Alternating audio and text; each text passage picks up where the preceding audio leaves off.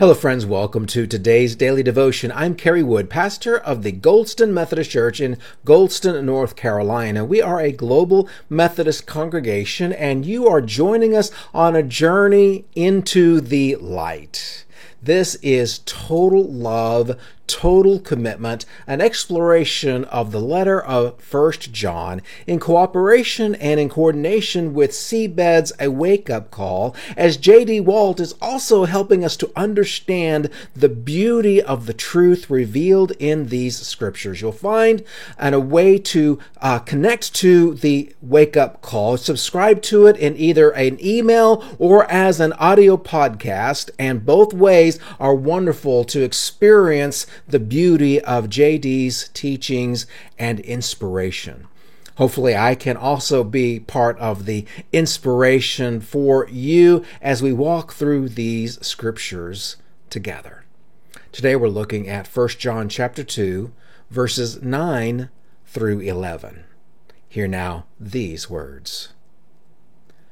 Anyone who claims to be in the light but hates a brother or sister is still in darkness.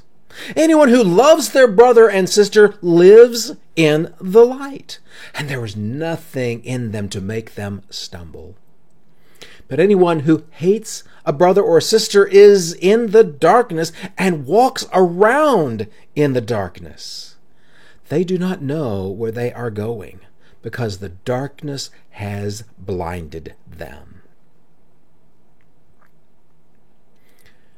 Again, John doesn't let us live in a comfortable ambiguity. He does not let us have kind of that middling way where we can like most of the people around us, but if there's that one or two that we just can't stand, it's okay. You're good enough. No. John is telling us that we have to love our brothers and our sisters if we want to truly walk in the light of Jesus. If we want God is light to be light in us, then that means we have to love everyone. I think perhaps one of the biggest problems that we have in modern American politics is that politics has become the expression of hate and ridicule, of disdain and dismissal. Now, I don't care if you're a Republican talking down on Democrats, if you're a Democrat talking down on Republicans, or an independent talking down on everybody else. We have way too much hate and darkness in our country for us to claim anything to do with the light. It doesn't have to be that way.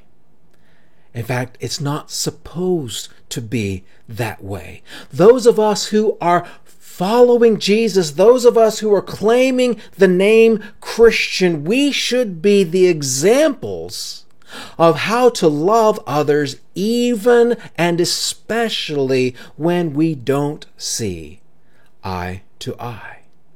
When we don't have a common purpose in one area of our lives, that should not make it that we have nothing to offer in all the rest of our lives. I need to live for Jesus and love even those with whom I am in disagreement.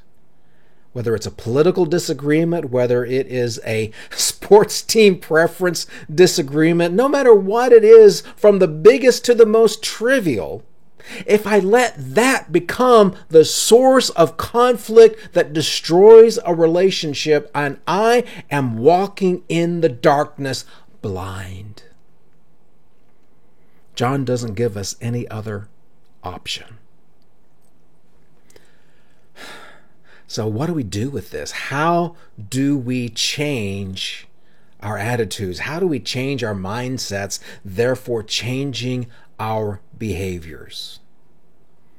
Well, it may be a cliche, but it begins by shutting the mouth, opening the ears, and falling on our knees.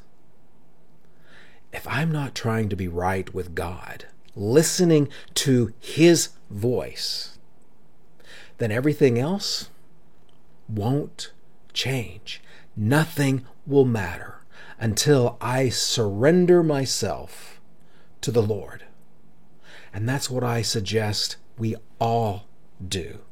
Let's put aside all of our hats, all of our labels, all of the ways in which we can be in disagreement, and try to go to God first.